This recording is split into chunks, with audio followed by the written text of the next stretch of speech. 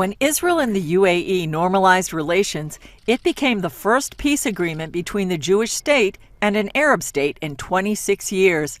Within 4 months, Bahrain, Sudan, and Morocco also signed on to the Abraham Accords. It is very rare that there's an opportunity for a win-win that can be transformational, not just for a country, but for a region. And the Abraham Accords is that transformational moment in history.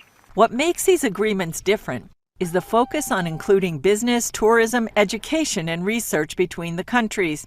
That's helped open the doors to nearly $2 billion worth of business deals. This has been a very unique opportunity between UAE and Israel to come with an agreement of peace and tolerance together. What this has done is realign the Middle East between countries that want peace and prosperity and countries that don't, and countries that will want to continue to battle age-old conflicts and don't care about their people as much as they should. Jerusalem Deputy Mayor Fleur Hassan Nahum and Abdallah Bakr worked together on the UAE-Israel Business Council. The Abrahamic Accords, it's not about the Jews and the Muslims. It's also, you have other nationalities, other religions that they're involved into this, because we all live together. We hope that the momentum that is created will be enough for other countries to join the alliance of the good countries in the Middle East. That kind of thinking led to an agreement this week between the Jerusalem Center for Public Affairs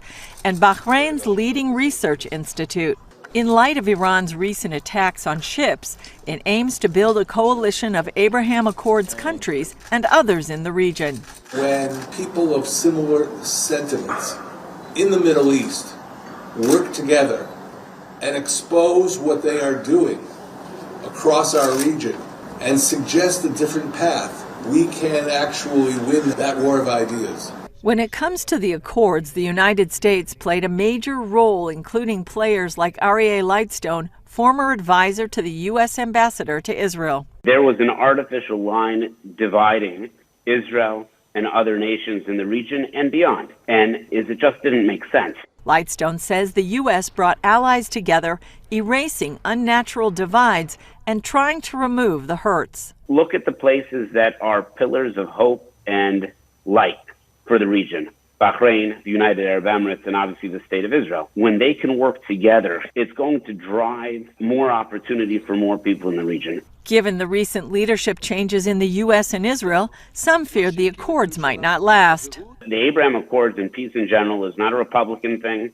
It's not a Democrat thing. It's an American thing. And America belongs steering this car in order to gain this transformation. And we should be there. You know, the Americans did the fantastic thing of creating the circumstances for this peace and pushing us all together. But now that it's been signed, everybody's 100% committed. And now it's got its own legs. Lightstone's advice to those on the outside is to continue to pray. They're called Abraham for a reason. This is the reunification of Abraham's children. This was brought together by the United States of America, who saw the region clearly, embraced our friends, and made very clear demands of our enemies.